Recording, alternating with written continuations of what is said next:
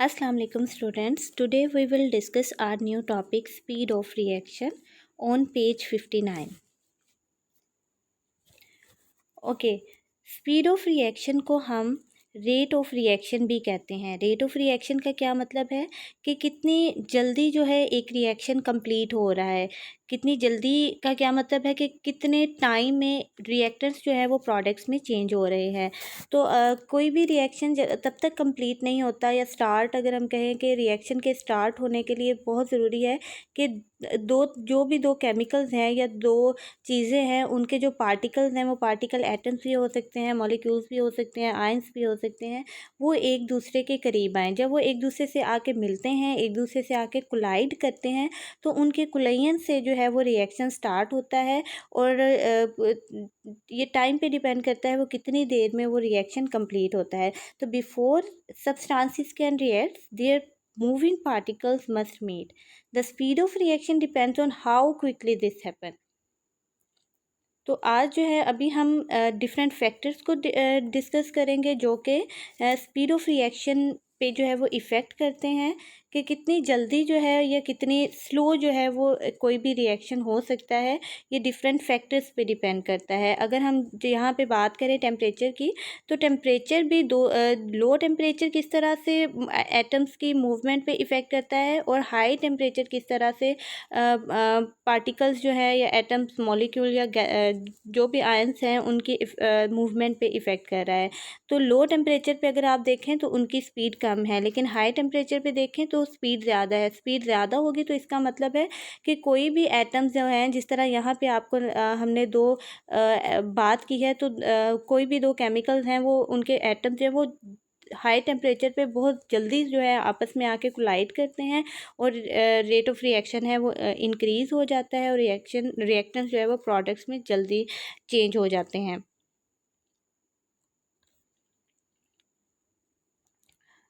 Okay, factors affecting the rate of a reaction. These are the factors that depend affects the rate of a chemical reaction. Rate या speed of a chemical reaction. The size of the pieces of solid reactants, temperature, concentration, pressure of a gas, light और catalysis. तो ये different factors हैं जो कि speed of reaction के, कोई reaction कितना जल्दी होना है या कितना टाइम लगेगा उसको कंप्लीट होने में, इस चीज़ पे इफ़ेक्ट कर रहे होते हैं। तो आज हम सिर्फ पहले दो फैक्टर्स को डिस्कस करेंगे। Okay, the first one is the size of the pieces of the solid reactants. किस तरह से सॉलिड रिएक्टेंट्स का साइज़ जो है वो इफ़ेक्ट करता है, वो हम यहाँ पे डिस्कस करते हैं। अगर आप यहाँ पे गौर करें तो आपको दो तरह के एटम्स जो है वो नज़र आ रहे हैं, एक रेड इन कलर और सेकंड ब्लू इन कलर। तो अगर आप देखें तो अगर ये एक लार्ज पीस की सूरत में ब्लू एटम्स जो हैं वो एक क्लम्प की सूरत में पड़े हुए हैं, और रेड कलर के एटम्स जो है वो उनको सराउंड किए हुए हैं। तो यहाँ पे अगर आप देखें तो वो सिर्फ उनके बाहर वाली साइड पे, सरफेस एरिया उनके बाहर वाली साइड पे अगर आप देखें तो सिर्फ ऊपर ऊपर से वो उनको जो है वो आके कोलाइड करेंगे और उनके साथ रिएक्शन करेंगे। लेकिन अगर आप यहाँ सेंटर की बात करें तो सेंटर पे कोई भी एटम्स, रेड कलर के एटम्स जो है वो आके उनके साथ जो है वो कोलाइड नहीं कर रहे, और उनके वहाँ पे कोलाइजन नहीं हो रहा सेंटर वाली साइड पे। तो यहाँ पे इसका मतलब है कि जब यहाँ पे रिएक्शन आके एटम्स नहीं बाइंड करेंगे तो इसका मतलब है कि वो उसको उस जगह वाले एटम्स को प्रोडक्ट में चेंज नहीं करेंगे। तो अगर आप इन्हीं को अगर आप इस तरह से देखें सेकंड बी वाली डायग्राम में, कि यही ब्लू अगर पाउडर शेप में है, लार्ज क्लम्प की सूरत में नहीं है, तो हर जो रेड कलर के एटम्स हैं वो उनको 4 एटम्स जो हैं रेड कलर के, वो 4 ब्लू कलर के एटम्स को सराउंड करेंगे और उनके साथ आके कोलाइड करेंगे, रिएक्शन करेंगे। तो वही जो रिएक्शन जो है वो जल्दी से कंप्लीट हो जाएगा जब सारे एटम्स पे दूसरे एटम्स आके मीट करेंगे, उनके साथ आके रिएक्शन करेंगे। तो यहाँ पे आपकी बुक में इस चीज़ को किस तरह लिखा हुआ है कि a powder substance reacts more quickly than one large piece. तो अब इसका आपको यहाँ पे अगर हम यहाँ पे देखें तो A is a large piece, blue large piece है, और अगर बी वाली चीज़ हम देखें तो वो क्या है, डिफरेंट स्मॉल पीसेज हैं, ठीक है, स्मॉल पीसेज हैं। तो इसका मतलब है कि स्मॉल पीसेज के साथ का जो सरफेस एरिया है वो ज़्यादा है। सरफेस एरिया ज़्यादा का क्या मतलब है कि वही लार्ज पीस जो है जब आप उसको छोटे छोटे पीसेस में कर देंगे बी के केस में, तो उनके साथ ज़्यादा जल्दी से आके एटम्स बाइंड करेंगे और उन रिएक्टेंट्स को प्रोडक्ट्स में चेंज कर देंगे। तो रीज़न उन्होंने क्या लिख रहे हैं कि a powder has much large surface area so more reacting particle come into contact.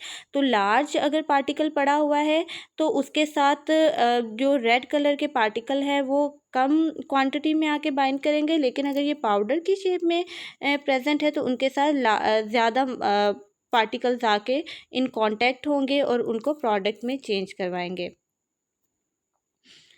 Okay, example हम यहाँ पे क्या दे रहे हैं कि लंप ऑफ कोल का क्या मतलब है, एक ढेर या एक जगह पे कलेक्शन ऑफ कोल के एक जगह पे ज़्यादा अमाउंट में कोल जो है यहाँ पे अगर आप देखें तो वो जमा हुआ है या इकट्ठा हुआ है, कलेक्ट हुआ है।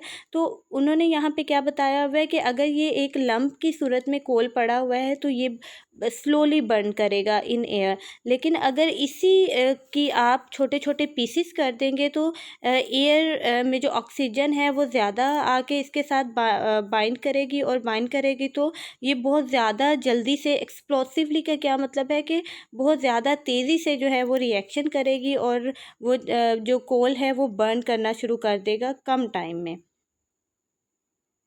तो इस तरह से आपने देखा कि साइज़ जो है वो रिएक्टेंट्स का स्पीड ऑफ रिएक्शन पे किस तरह से इफ़ेक्ट कर रहा है। अगर छोटे पीसेस होंगे सरफेस एरिया ज़्यादा होगा। सरफेस एरिया ज़्यादा किसके लिए होगा कि एटम्स आके ज़्यादा जल्दी इन कांटेक्ट होंगे, ज़्यादा जल्दी इन कांटेक्ट होंगे तो रिएक्टेंट्स जो है वो तेज़ी से प्रोडक्ट में चेंज हो जाएंगे।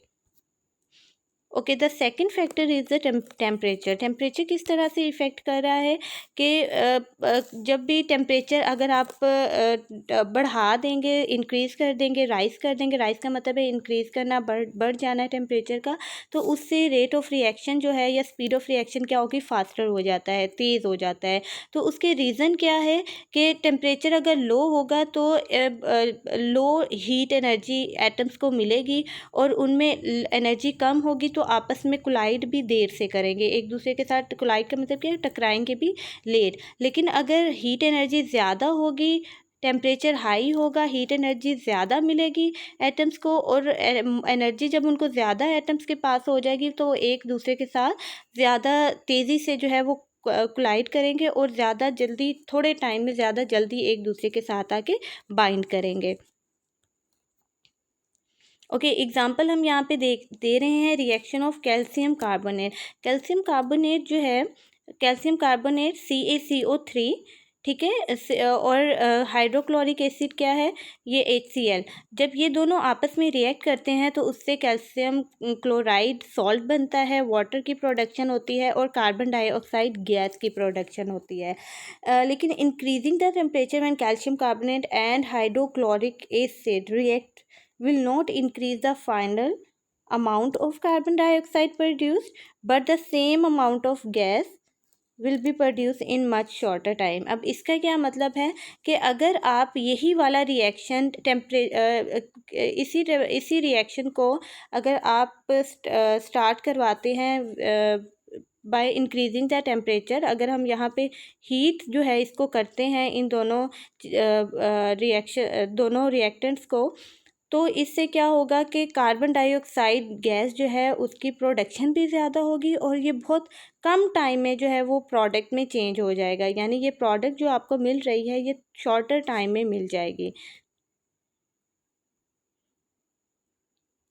ओके, ये आज दो फैक्टर्स जो हैं वो आपने अच्छे तरीके से इनको याद करना है, और इस आपका होम टास्क क्या है कि आपने इन दो पॉइंट्स में से size of the pieces of the solid reactants and temperature, इन दोनों में से जो है 5 शॉर्ट क्वेश्चन जो है वो अपने रजिस्टर के ऊपर बनाने हैं। Thank you so much.